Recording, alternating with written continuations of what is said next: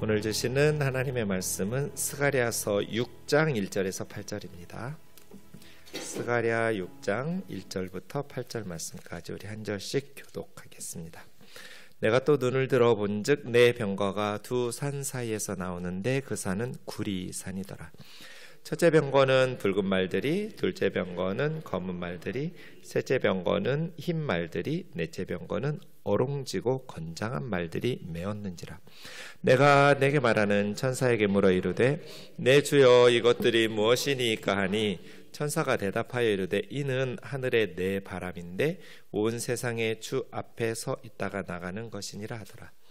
검은 말은 북쪽 땅으로 나가고 흰 말은 그 뒤를 따르고 어롱진 말은 남쪽 땅으로 나아가고 건장한 말은 나가서 땅에 두루 다니고자 하니 그가 이르되 너희는 여기서 나가서 땅에 두루 다니라 하매 곧 땅에 두루 다니더라. 그가 내게 외쳐 말하여 이르되 북쪽으로 나간 자들이 북쪽에서 내 영을 쉬게 하였느니라 하더라. 아멘. 스가랴서에는 9개의 환상이 나온다고 말씀드렸습니다. 스가랴서의 구조에 보면 먼저 환상이 9개가 등장합니다. 그리고 나서 메시지가 주어지는데요. 우리가 매월 첫째 주일에 스가랴서에 나오는 9개의 환상들을 가지고 교회란 무엇인가에 대해서 말씀을 묵상하고 있습니다. 주일에 6개를 환상을 볼 거고요. 나머지 3개는 금요기도회 때 우리가 지금 보고 있는데요. 오늘 이제 내 병거 환상은 8번째 환상입니다. 스가랴서 1장 7절에 스가랴 선지자가 활동했던 역사적 배경이 나온다고 말씀드렸죠. 보통은 이스라엘 왕의 이름이 나와서 몇 년도에 있었던 사역인지를 가르쳐 주는데 스가랴는 이스라엘 왕이 아니라 페르시아 왕 다리오 2년 때 하나님의 부르심을 받았다. 이렇게 말씀을 주고 있습니다. 왜 그럴까요? 왜 이스라엘 왕이 아니고 페르시아 왕이 통치하기 시작한 지 2년째 이렇게 말씀을 주셨을까요? 생각해 보세요. 머리는 까무라고 있는 게 아니에요. 왜요? 왜 페르시아 왕이 등장해요? 이스라엘은 왕이 없으니까요. 이스라엘에 왜 왕이 없어요? 나라 망했으니까요. 다윗 왕조의 왕이 다 끊어져 버렸어요. 북쪽은 아수르에게 망했고 그 다음 남유다는 바벨론에게 망했고 이제 그 바벨론을 정복했던 페르시아 왕이 고레스 칙령을 내리면서 70년 만에 이스라엘 사람들이 다시 돌아왔어요. 구약의 역사적 상황을 보면 고레스라는 페르시아 제국을 건설한 왕이 바벨론 때 포로로 데려왔던 모든 피정복 국가의 백성들을 조상들의 땅으로 돌아가도록 칙령을 내려요. 노예처럼 이방 땅에 끌려왔던 이스라엘 백성들에게는 이보다 더 기쁜 소식이 없죠. 그래서 성경의 고레스를 막 메시아처럼 표현하기도 해요. 하나님의 종이라고 하기도 하고 하나님은 꼭 예수 믿는 사람들을 통해서만 선한 일을 하시진 않아요. 예수님을 믿지 않는 하나님을 모르는 사람들을 통해서도 얼마든지 하나님은 선한 일을 하시기도 하죠. 고레스 칙령처럼 말이에요. 그렇게 70여 년 만에 예루살렘으로 돌아왔던 한 5만 명 조금 안 되게 돌아왔어요. 4만 9,500명 정도 왔어요. 70년 만에 돌아오니 그들의 상황은 너무나 척박했죠. 폐허가 되었던 나라 멸망한 그 상태로 그 지역에 쓸만한 유대 사람의 인재들은 다 포로로 끌려가고 남겨놓은 사람들은 무능한 사람들밖에 없었으니까요. 그렇게 수십 년이 지난 후에 이제 뜻은 좋았지만 가나안 땅에 돌아와서 조상들의 역사를 다시 이어가자. 하나님 나라를 다시 건설하자. 그러려면 뭐부터 해야 돼요? 성전부터 지어야죠. 그래서 솔로몬 성전이 무너졌던 그곳에 제2성전 수룹바벨 성전을 건설하기 시작했는데 상황이 너무 어렵고 힘든 거예요. 그래서 그냥 지대 좀 놓다가 바로 몇 달 만에 멈췄어요. 멈추기를 구호가 그런 거죠. 아직 하나님의 성전을 건축할 때가 아니다. 아직 시기가 이르지 않았다. 이거 조심해야 된다고 그랬어요. 사탄이 하나님의 일을 하지 마 하면 이게 사탄의 메시지인 줄 알아요, 우리가. 하나님이 말씀하시고 하나님 기뻐하시는 것을 하지 말라고 하면 이건 하나님 말씀이 아니잖아요. 근데 사탄은 하지 말라고 하지 않고 해. 근데 지금은 때가 아니야. 나중에. 이렇게 말해요. 이럴 때가 많아요. 포로 후 공동체가 그랬어요. 그래서 지금 몇 년 동안 성전 공사가 중단되고 있어요? 이건 뭐 수학이 아니라 산수잖아요. 16년. 그렇죠? 학개 스가랴가 다시 성전 건축의 메시지를 전하면서부터 공사가 재개되거든요. 적어도 15, 16년 동안. 여러분 15년, 16년이면 긴 시간이잖아요. 성전 공사를 하지 못하고 있었어요. 그때 이제 하나님께서 다리오왕 2년에 520년이에요. 주전 520년에 학개와 스가랴 선지자 두 선지자를 말씀을 전하게 하시면서 성전 공사가 다시 시작된 거예요. 자, 오늘 6장 1절에서 8절은 8번째 환상이고 네 병거 환상이라고 하는데, 오늘 8번째 환상을 이해하시려면 첫 번째 환상 중에 1장 11절에서 15절까지 말씀을 좀 먼저 알고 오늘 본문으로 접근하는 게 좋을 것 같아요. 11절 보세요. 1장 11절이에요. 그들이 화석류 나무 사이에, 그들이 누구냐면 온 땅을 두루 다녔던 하나님의 천사들이 화석류 나무 사이에 선 사람의 모습으로 예수님이 계셨거든요. 네, 하나님이신 여호와의 천사라고 말하는 예수님이 이제 전 세상, 온 세상을 돌아다니면서 와서 보고를 듣는 거예요. 그랬더니 그 천사들이 뭐라고 말하냐면, 우리가 땅에 두루 다녀보니 온 땅이 평안하고 조용하더이다 하더라.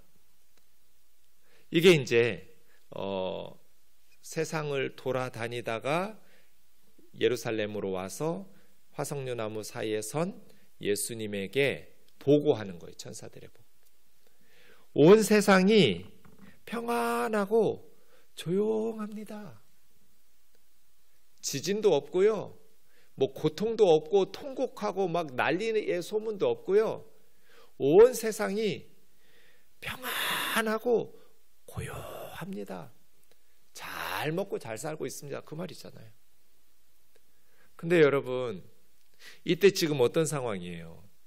나라 망해가지고 포로지에서 이방 땅에서 흩어져서 살다가 지금 조상들의 땅으로 돌아왔던 하나님의 백성들은 너무나 열악한 환경에서 시편에 있는 것처럼 울며 씨를 뿌리고 있는 상황이잖아요. 눈물을 흘리면서 씨를 뿌리고 있는 그 눈물 나는 역사의 현장에서 하나님의 백성들은 고통 속에서 신음하고 있는데 온 땅이 평안하고 고요합니다. 여러분, 이 보고를 들을 때 이스라엘 백성들의 마음이 어땠을까요? 저는 3월, 4월이 제 생일도 있고 해서 또 추운 걸 전 너무 싫어해요. 전 더운 건 잘 참아요. 체질이 그런가 봐요. 추위를 못 견뎌요. 남달리. 그래서 저는 봄이 좋거든요. 근데 천안함 사건 이후로, 세월호 사건 이후로 저는 봄을 즐겨본 적이 없어요. 너무 미안해가지고. 벚꽃 구경을 가본 적이 없어요. 구경 안 가도 그냥 지천으로 보여요. 너무 예쁜. 그때마다 천안함에서 자식 군대 보냈는데 시체로 돌아온 그 부모들, 또 수학여행 보냈는데 물속에서 얼마나 고통스럽게 죽을까를 3월이 되고 4월이 되면 그 부모들은 오히려 이러한 아름다운 세상이 더 슬프지 않을까. 온 세상이 함께 울어줘도 슬픈 마당에 온 세상 사람들은 너무나 행복하고 웃음이 만발하고 예쁘다고 사진을 찍고, 지금 이스라엘 백성들은 너무나 고통스러운데 이스라엘을 죽이고 무너뜨리고 가족을 뿔뿔이 흩어지게 하고 부모와 형제와 자녀들을 잃고, 뭐 전쟁이란 그런 것이죠. 그런 강대국 사람들, 자기들은 노예로 살다가 돌아와서 아무것도 없는 빈손을 가지고 울면서 씨를 뿌리고 있는 다시 하나님의 일들을 일으켜 보려고 선지자들의 말씀을 들었을 때 얼마나 가슴 아프게 회개했겠어요. 그러한 열악한 역사의 현장에서 온 땅을 두루 다니고 돌아왔던 천사들이 보고하기를 온 땅이 평안하고 조용합니다. 온 세상이 평안합니다. 이런 이야기를 들을 때 예루살렘 사람들의 마음이 어땠겠냐고요. 지금 내 자식은 죽었는데, 나라 지키겠다고 하다가 죽었는데 온 세상은 다 잊어버리고 꽃구경 중입니다. 평안합니다. 조용하고 고요합니다. 아무 슬픔도, 아무 눈물도, 아무 통곡도 없습니다. 그런 상황이에요. 그래서 여호와의 천사가 대답하여 이르되, 예수님께서 여호와의 천사라고, 한 사람의 모습이라고 말하기도 하고 하나님 앞에 중보기도 하는 거예요. 만군의 여호와여, 여호와께서 언제까지 예루살렘과 유다 성읍들을 불쌍히 여기지 아니하시려 하나이까?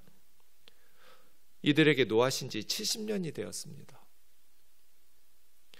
주님께서, 메시아가 하나님에게 중보기도하고 있어요. 누구를 위해서? 하나님의 백성들을 위해서. 만군의 여호와는 천만 대군을 호령하시는 하나님이기 때문에 누구도 막을 수 없는 하나님이에요. 능력의 하나님, 그의 뜻을 누구도 가로막을 수 없는 만군의 여호와여, 여호와께서 언제까지 예루살렘과 유다 백성들을 불쌍히 여기지 않으실 겁니까? 이들의 눈에서 피눈물 흘리게 했던 열방의 강대국들은 평안하고 조용하다니요. 그런데 이들은 지금 피눈물을 쏟고 있잖아요. 언제까지 불쌍히 여겨주시지 않으시렵니까? 라고 기도한 거죠. 그랬더니 여호와께서 내게 말하는 천사에게 선한 말씀과 위로하는 말씀으로 대답하시더라. 응답이 뭐예요? 위로와 선한 말씀이죠.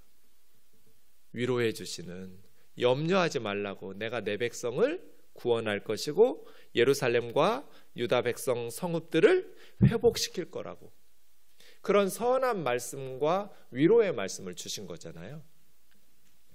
그러면서 14절, 내게 말하는 천사가 내게 이르되, 선지자야 스가랴야 외쳐라.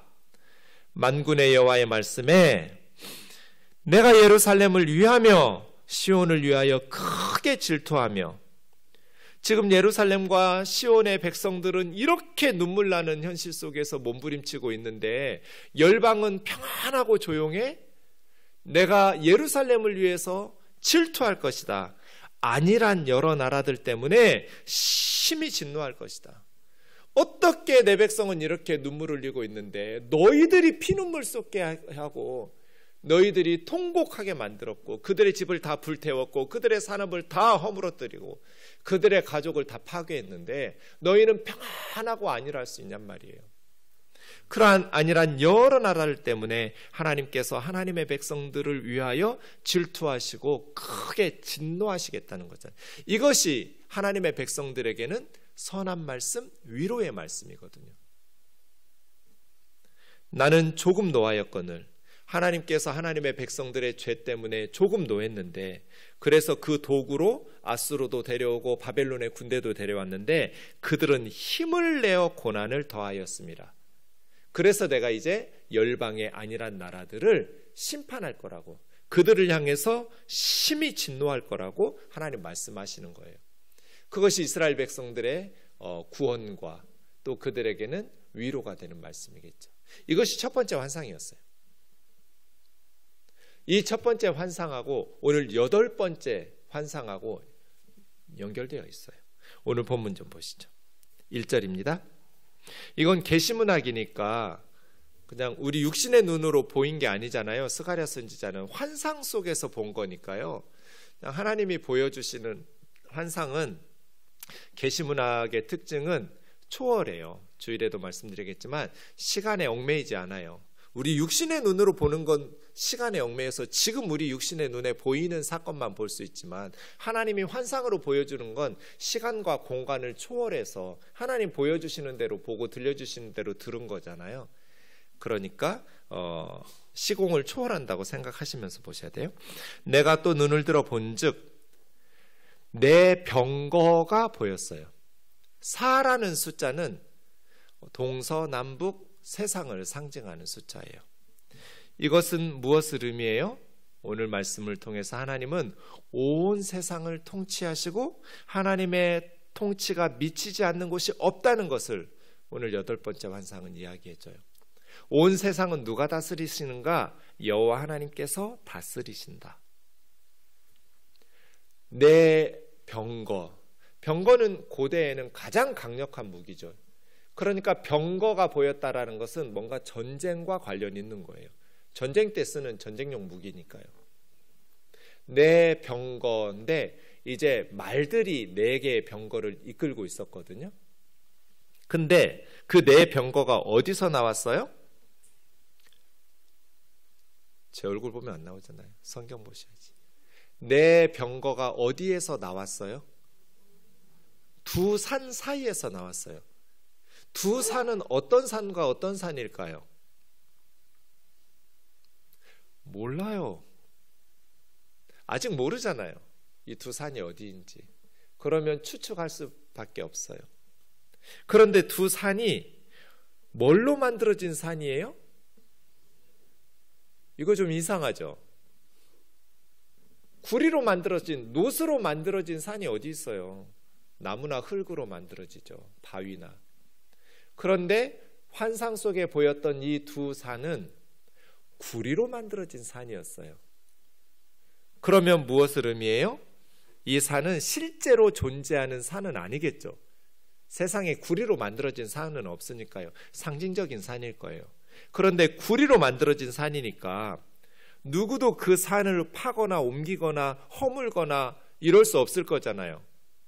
견고하는 것을 의미하고, 또 구리로 만들어진 것은 뭐 늙거나 썩거나 사라지지 않을 거잖아요. 나무나 흙이 아니니까 영원한 것도 의미하겠죠. 이 두 산, 구리로 만들어진 이 산이 뭘까? 왜 이런 환상이 보였을까? 그러려면 먼저 우리 6장 1절에서 8절을 읽었잖아요. 그 문맥, 문단 안에서 해결해야 돼요.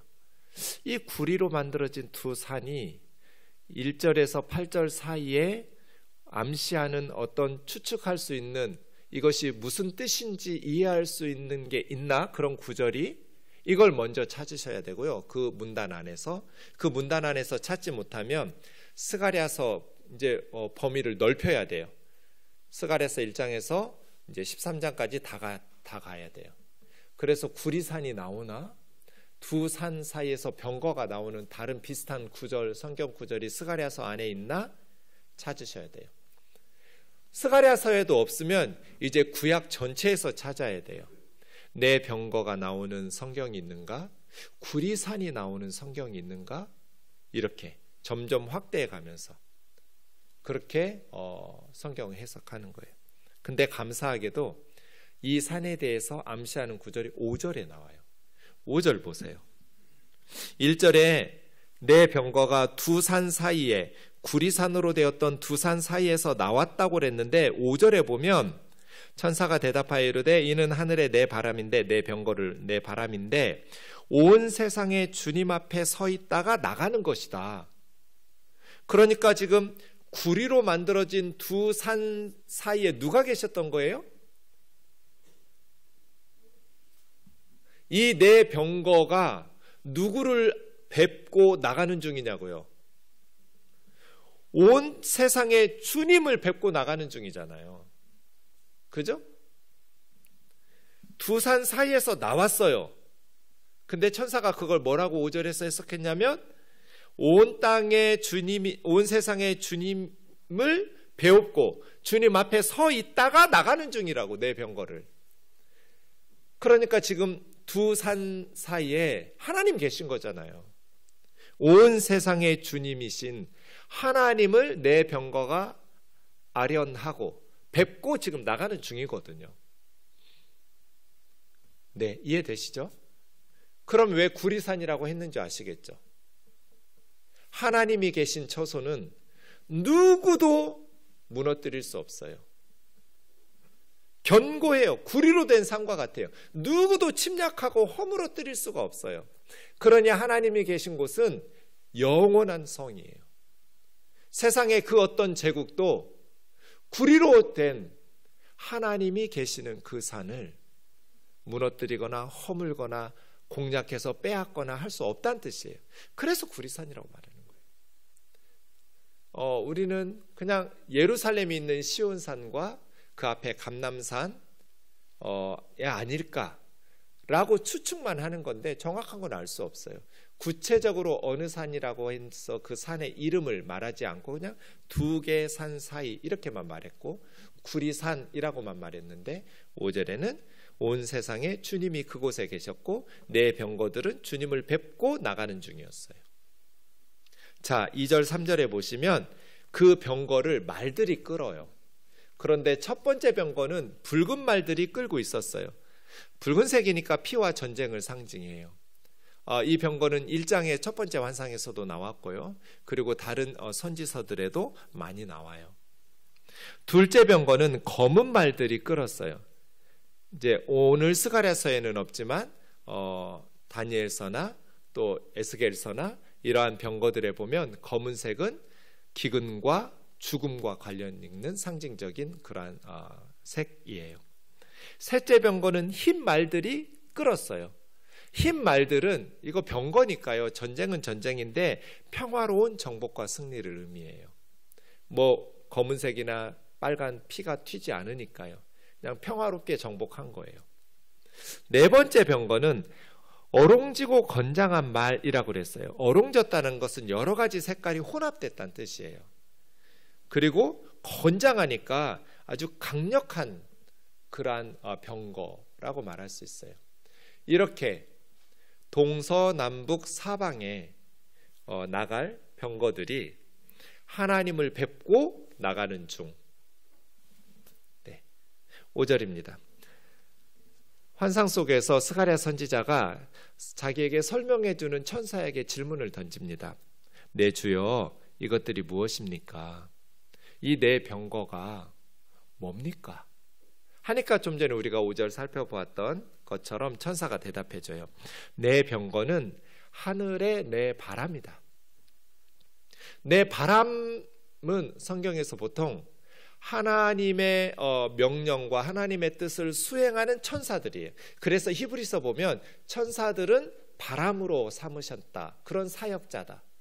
그럼 왜 천사들을 바람, 하늘 바람이라고 설명하셨을까요? 바람이 어때요, 여러분?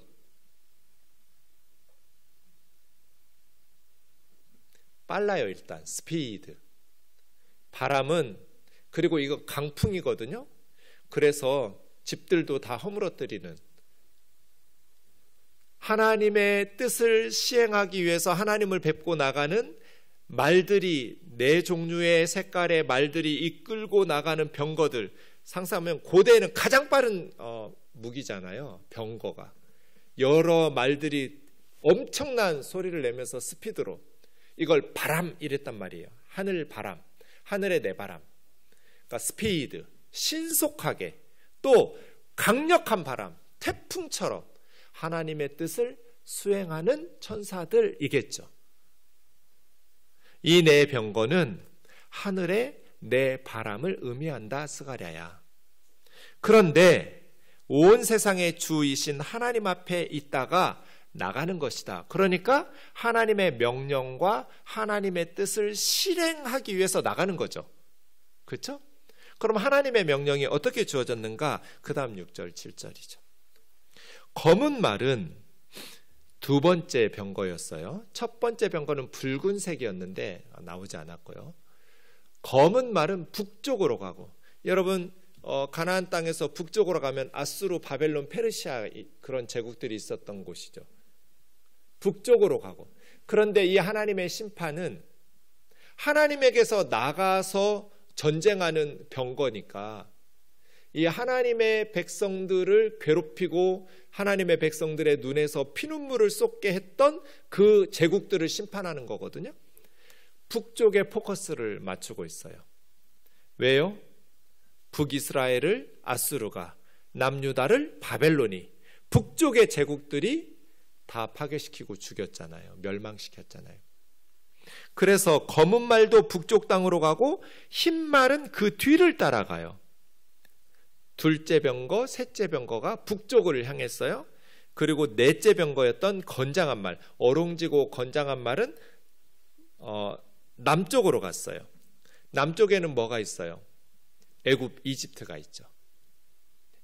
그렇게 애굽에 의해서 요시야 왕이 무깃도 전투에서 전사했고 수많은 사람들을 애굽에서 포로로 끌고 갔어요. 그리고 더 많은 수의 사람들을 아수르와 바벨론에서 끌고 갔어요. 그러니 두 병거는 북쪽으로, 한 병거는 남쪽으로.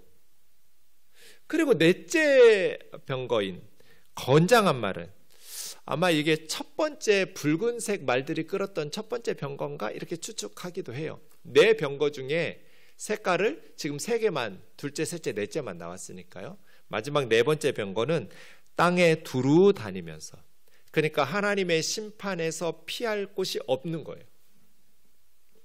두루 나가서 하나님 뭐라 말씀하시냐면 너희는 여기서 나가서 땅에 두루 다니라 하니 내 병거가 땅에 두루 다니면서 하나님께서 명하신 사람들을 심판하고 다니는 거죠. 마지막 8절입니다. 그가 내게 외쳐 말하여 이르되, 이 그가 누군지 모르겠어요. 하나님이신지 아니면 스가랴 선지자에게 설명하는 천사인지 성경학자들도 모호해서 누가 8절의 그인지는 모르겠지만 어쨌든 하나님의 뜻을 시행하는 하늘의 메시지죠. 하나님의 뜻을 말해요. 북쪽으로 나간 자들이 북쪽에서 내 영을 쉬게 하였느니라. 북쪽으로 나간 말들, 두 개의 병거가 있었죠. 검은 말, 흰 말. 북쪽에 가서 그들을 심판하셨던 그 심판 때문에 하나님의 영혼이 안식을 누렸다는 거잖아요. 왜요? 하나님 마음이 불편하셨던 거예요. 하나님의 백성들을 북쪽에서 군대를 끌고 와서 너무나 잔인하게 쓸만한 남자아이들 다 잡아갔어요. 군인으로 써먹거나 일꾼으로 써먹고, 그 다음에 여자아이들 다 잡아갔어요. 그냥 여종으로 삼거나 또 이렇게 성폭행하거나. 근데 끌고 가기 어려운 아이들 있죠. 갓난아이들. 갓난아이들을 바벨론 군사들이 어떻게 했을까요? 뛰고 걸을 수 있고 빨리 잡아가서 바로 써먹을 수 있는 애들은 다 잡아갔어요. 근데 갓난아이들은 데려가서 한참 먹여야 되고 데리고 가기도 어렵잖아요. 이 갓난아이들은 어떻게 했을까요? 그냥 놔뒀을까요? 그러지 않았어요.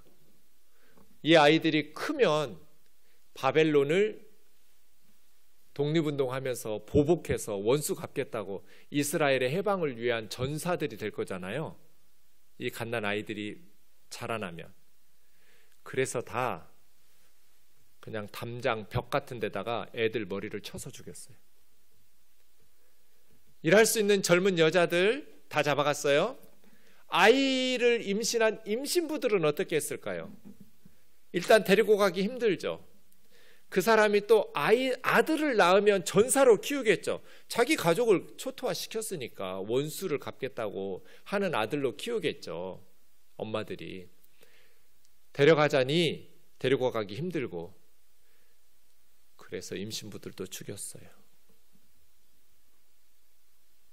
그렇게 잔인하게 예루살렘을 다 불지르면서 다시는 바벨론에게 대들지 못하도록 아주 씨를 말려버렸어요. 이스라엘 백성들이 너무 억울하고 너무 분하고 가슴 찢어지게 아팠어요. 그런데 그들은 지금 평안하고 조용하게 잘 먹고 잘 살고 있어요. 하나님께서 1장에서 선한 말씀, 위로의 말씀을 주신다고 하셨는데 8번째 6장에서 8번째 환상에서 내 병거 환상으로 또 응답하시는 거예요. 내가 특히 북쪽으로 너희 눈에서 피눈물을 쏟게 했던 그 잔인한 제국의 사람들을 반드시 심판할 거야. 내가 병거들을 보내서 그들의 죄에 대해서 반드시 진노할 거야. 그리고 환상 속에서 이제 시간을 넘어서 가면 환상 속에서 이미 그 심판이 시행된 것처럼 하나님께서 8절에서 말씀하시는 거죠. 북쪽으로 간 자들이 내 영혼을 쉬게 만들었다. 그동안 하나님의 영혼이 쉴 수가 없었어요. 너무 괴로우니까. 그 북쪽 사람들을 향한 하나님의 심판이 이어진 후에야 비로소 하나님의 영혼이 안식을 누렸다 하면서 8번째 환상이 끝나는 거예요. 그럼 오늘 8번째 환상은 뭐예요? 정리하면 이런 거예요. 예루살렘으로 돌아왔지만 포로 공동체의 삶은 여전히 힘들고 불안했어요. 이 8번째 환상은 첫 번째 환상에서 하나님께서 약속하셨던 선한 말씀, 위로의 말씀이 반드시 실현될 것을 다시 한번 확신시켜 주는 거예요. 스가랴야 외쳐라, 내가 너에게 보여주었던 환상을. 내가 반드시 북쪽에 병거를 보내서 심판하겠다고. 하나님의 구원 사역은 고레스를 통해서 이미 이루어진 과거형이면서 동시에 현재 진행형이고 미래형일 거라고. 눈에 보이는 현실이 아무리 막막해도 하나님이 온 세상을 통치하고 다스린다는 하나님의 능력과 주권, 그리고 하나님이 주신 약속의 말씀을 붙잡고 믿음으로 끝까지 이 고난의 현실을 견뎌내야 된다. 이게 오늘 환상의 의미예요. 여러분, 우리 신앙의 경주는 결승점이 중요해요. 하나님의 일을 하겠다고 돌아왔어요. 그런데 현실이 너무 막막해요. 그래서 믿음의 경주를 포기하고 싶어져요. 하나님의 역사를 멈추고 싶어져요. 그냥 내가 뭐라고 나나 내 식구들이나 챙겨가면서 잘 먹고 잘 살지 뭐. 내가 뭔데 목사도 아니고 장로도 아니고 내가 뭔데 교회를, 하나님의 나라를. 그러고 싶어져요. 외면하고 싶어진다고요. 현실이 너무나 막막하면. 하지만 믿음의 경주를 멈추시면 안 돼요. 여러분이 처한 상황, 제가 처한 상황이 아무리 절망적이고 아무리 고통스러워도 울면서 씨를 뿌려야 돼요. 하나님께서 반드시 기쁨으로 단을 가지고 오게 하실 것이다.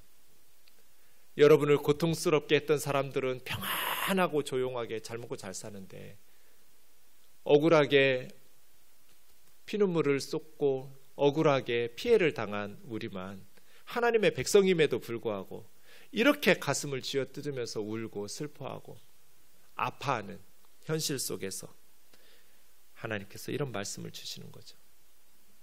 선한 말씀, 위로의 말씀. 염려하지 말라고. 하나님의 백성들을 고통스럽게 했던, 내 백성의 눈에서 눈물 흘리게 했던 악한 사람들 내가 반드시 심판할 거라고. 내 자녀들의 눈에서 피눈물 나게 했던 애들을 내가 반드시 병거를 보내서, 그러기 전에는 내 영혼이 쉬지 않을 거라고. 내 영혼이 괴로워서 쉼을 얻지 안식을 누리지 못할 거라고. 내 새끼 눈에서 눈물 빼게 했던, 내 백성의 눈에서 눈물 나게 했던 그들은 내가 반드시 심판한다고. 그러니 예루살렘아, 하나님을 바라보고 현실의 고단하고 절망적인 고통의 상황 속에서도 믿음의 경주를 멈추지 마라. 약속의 말씀 붙들고 온 세상을 통치하시는 하나님의 능력을 신뢰하면서 끝까지 믿음의 경주를 달려가라. 세상은 원래 힘 있는 사람들이 왕노릇하고 자기들 뜻대로 다 되는 것처럼 평안하고 조용하게 살아가는 것 같지만 하나님이 반드시 심판하신다. 이 말씀 붙들고 믿음의 경주를 하나님 앞에서 잘 달리는 저와 여러분 되기를 주의 이름으로 축원합니다.